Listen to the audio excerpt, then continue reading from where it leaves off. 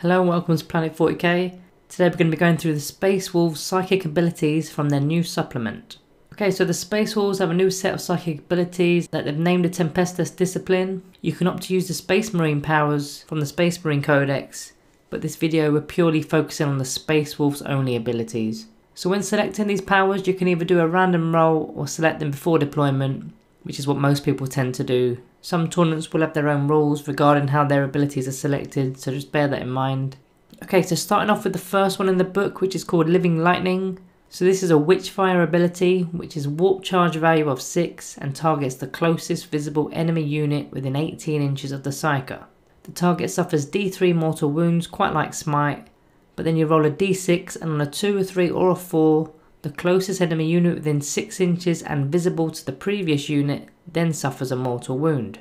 If you roll a 5 or a 6, they suffer D3 mortal wounds. So a solid option which hands out a smite at the very least, with the opportunity to dish out more mortal wounds on nearby units. And if you do this correctly, you get that lightning to bounce off into a character unit hiding behind the original targeted unit. The second psychic power here is Murderous Hurricane, which is a malediction ability at warp charge 6. So you select one enemy unit within 18 inches of the psyker. That unit cannot fire Overwatch if they're not wholly within terrain, and also in the fight phase they can only fight once all eligible units have fought, so they're effectively fighting last. So the first part, which is about Overwatch, isn't really worth looking at unless you're playing against Tau maybe, or charging a bunch of flamers perhaps, but fighting last can really help, especially if a unit may be making a charge on the next turn, and the majority of our Space Wolves know how to fight in combat, so your opponent will be risking big losses if they attempt to charge knowing they're going to be fighting last. So this also messes with your opponent's tactics and planning. The third one here in the book is Tempest's Wrath, another malediction here, warp charge value of 6. So this time you're selecting an enemy unit within 24 inches of the psyker and not the closest. And until the start of the next psychic phase, the unit has a -1 modifier on all hit rolls, so that's shooting and melee. So this one's really useful as some armies have a real poor weapon skill or ballistic skill, and this just worsens it even further. Or maybe you put this on an enemy heavy support weapon to prevent it from firing effectively at your army.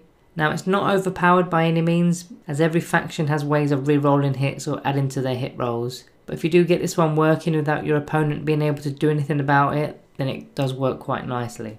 So guys, just a quick plug while I've got your attention. We now have our YouTube members area open, where you can become a member by clicking the join button below or by finding the link in the video description. Membership has a few nice perks that you can benefit from, such as early access videos, getting your name in the outro credits. It's also got emojis and loyalty badges too, which we've also just upgraded as well, so you'll find a Space Wolves one in there. So if you do want to support the channel, go check that out. We really appreciate all the members there, and also our patrons on our Patreon service, so thank you all. Okay, back to the video. So the fourth power in the supplement is called Instincts Awoken, which is a blessing for a warp charge value of 6.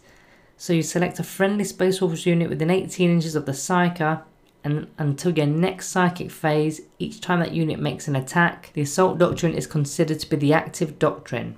Furthermore, if the Assault Doctrine is already active, then any unmodified wound rolls of a 6 will give you an additional -1 AP to your weapons.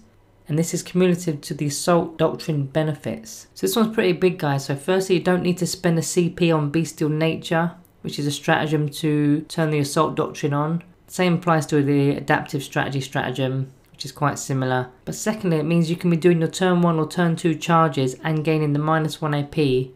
Then in later rounds, when you're actually in the Assault Doctrine, you're going to be gaining double the benefits because they stack if you're in the Assault Doctrine. So effectively giving you an additional -2 AP to all your weapons. Pretty big fan of this one for sure. I mean, most Space Wolves weapons already have some sort of AP modifier on it anyway, so just adding even more is quite deadly. The fifth option here is Stormcaller, another blessing for a warp charge value of 6.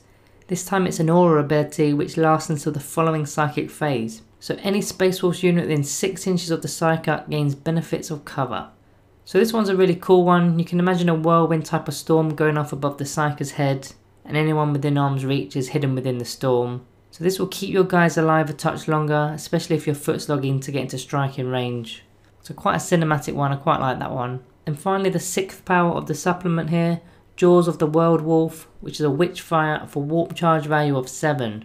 So this is the most difficult power to cast here out of the 6 abilities. So you select an enemy unit within 18 inches of the Psyker, and they must be visible.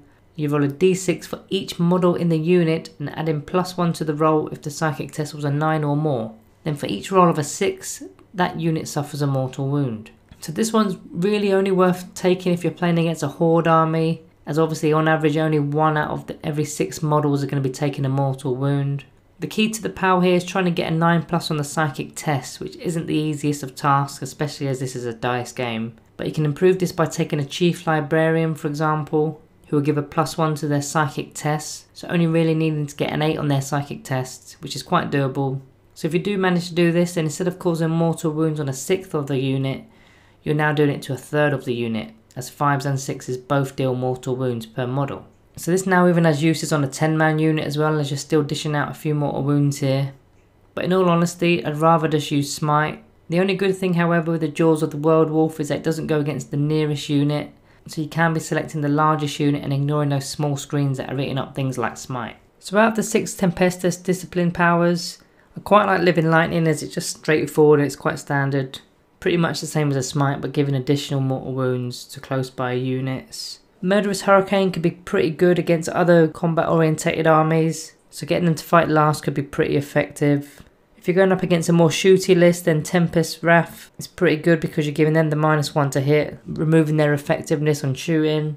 Instincts Awoken, obviously giving you the Assault Doctrine whenever you want it, so that's huge because you can be doing that every turn really, can't you? Stormcaller, although it does seem really cool and cinematic, I probably wouldn't use it, to be honest. Just gaining the benefits of cover, there's probably going to be tons of cover in the game anyway, so probably wouldn't opt for that one. Then finally Jaws of the World Wolf, like we said, is sort of only for your anti-horde armies, so that's more situational really. But Instincts Awoken is probably the one I tend to go for now that I've reread that and realised that it's every turn, not just the one single turn that you're doing that, so that's pretty key. So that's it for the 6 powers, guys. Which ones will you be using? Do you prefer the Marine Codex powers as opposed to the Space Wolves powers? Let me know in the comments below. Don't forget to subscribe if you're new. We're pumping out 40k content Monday to Friday at 5:15 PM UK time. So if you do want regular 40k content from us hitting your subs box, then hit that subscribe button below. Also remember to like the video to promote the video within YouTube's algorithm. So if the Space Wolves videos do well, then we'll be looking to do more of the reviews and whatnot. We've already done a few already on the channel. We started with the Hounds of Morkai, followed by the Thunderwolf Cavalry, and then we've recently done the Murderfang as well, so check those out if you haven't already. There should be a playlist on our channel. And again, jump into our Patreon service where we do regular polls for reviews that you'd want doing. Then usually within a few days that video is out, so there's not that many actually on there at the moment, so now's probably a good time to get on there because you'll be getting your own way with the polls. Anyway guys, thanks for watching and I'll see you in the next one.